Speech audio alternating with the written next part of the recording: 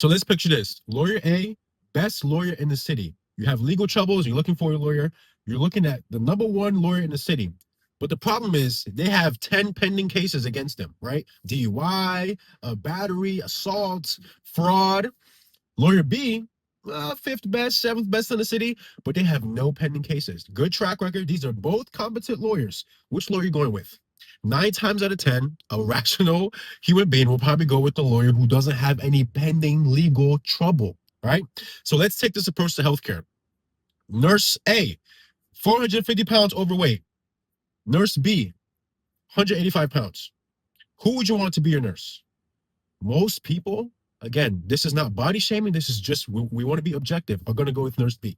Because if you put yourself as the patient, you will not want a 450-pound nurse waddling into the room, stumbling over her chart, catching her breath. She can't even breathe, right? And you're like, this is the person that's going to take care of me? And this is the problem. This is not body shaming, right? Stop being so sensitive.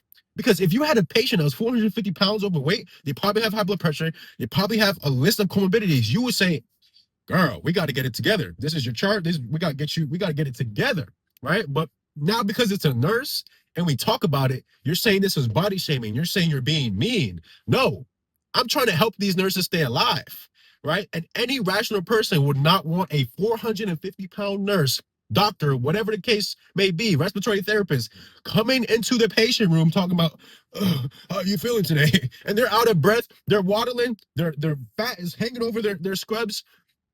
Nobody wants that, right? But again, we need to support them.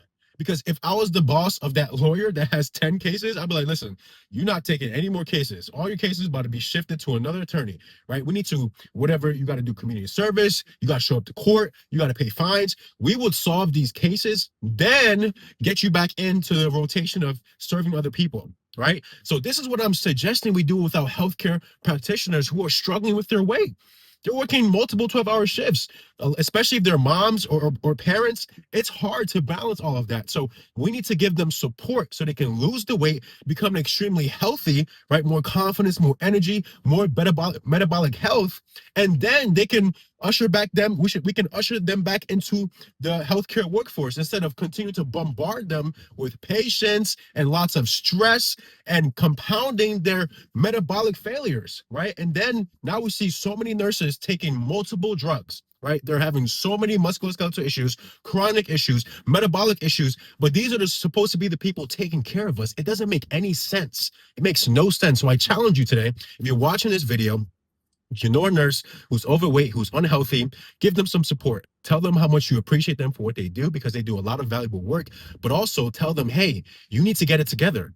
Because number one, you want them to be alive. And number two, you want them to be a good representative of healthcare, right? All right. Peace and love.